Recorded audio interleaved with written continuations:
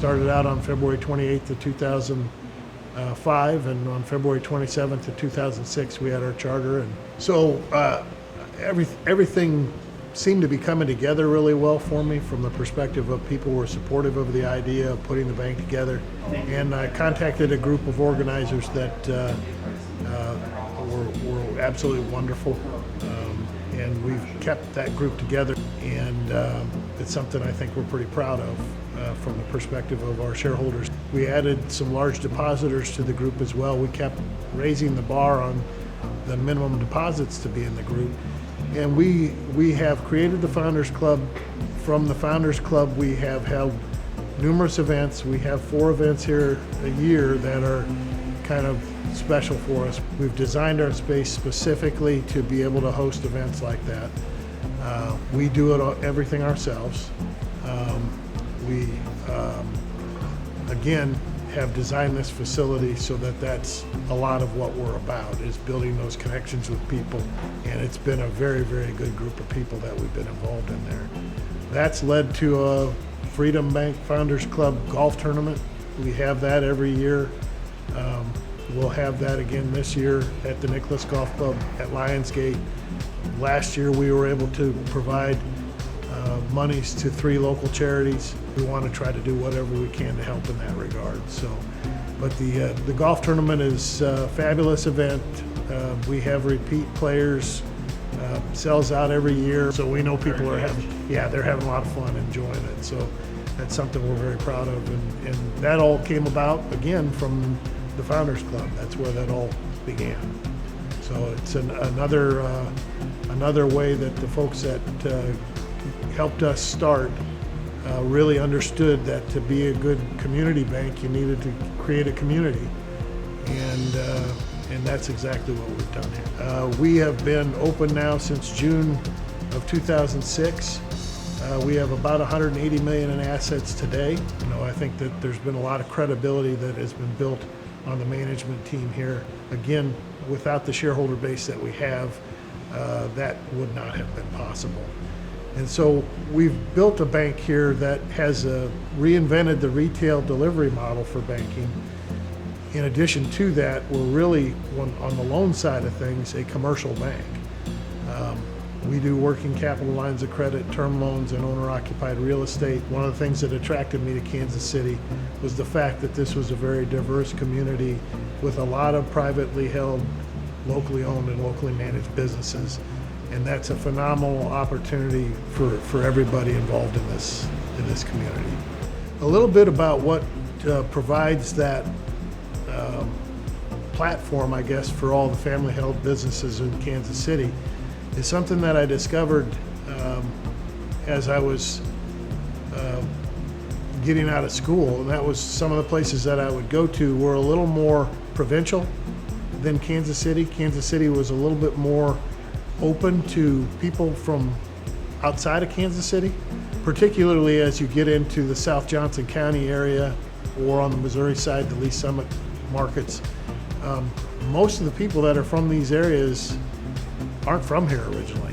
It is a melting pot, and the people that you meet and the people that you come across in town here are phenomenal, and they're from all over. And everybody's very accepting and everybody's very welcoming, and that creates an environment that if you're moving in from Iowa, Nebraska, Kansas, Missouri, Arkansas, Oklahoma, wherever you're coming from, it's an environment that's very conducive to somebody coming in from the outside being able to grow a business here. It frankly is really one of the strongest points about Kansas City, is you don't have one major business that's controlling the town, much like what I grew up with. Right. That has its benefits for the town, but it also has its fallbacks. And like I mentioned earlier as well, the mountains and the valleys are much closer to the sea level. And from my perspective as a business owner, you want to try to find a community that's pretty diverse, doesn't have those concentrations, and doesn't have those huge peaks and huge valleys. One of the things that I've found, particularly for Johnson County, is that for the growth of Johnson County is the school systems. The school systems are so strong. They're one of the strongest in the country. That's counting Shawnee Mission, Blue Valley, and Olathe. Johnson County is the economic driver of the state, and the school system is really the economic driver for Johnson County. That's what keeps the growth going and keeps the community so vibrant. The smaller businesses have really done well around the larger companies in town. I went back to that printing industry stuff that I was doing, and a large part of that was due to the fact that the bank wanted to find more businesses that supported Hallmark, because those businesses were healthy, they were labor intensive, they were capital intensive, they were material intensive, all things that a bank likes to see from a customer. When you think about that, all of the different technology companies, all the engineering firms that are here, the smaller companies that are technology related, service related businesses that support other businesses like Garmin, like Sprint, like Hallmark, Black & Veatch. You've got a heavy amount of industry that it calls upon our local businesses to support them, and they also know that that isn't the concentration that they need to be focused on. They need to be diversified so that they can find other business as well and not be subject to the whims of any one particular company.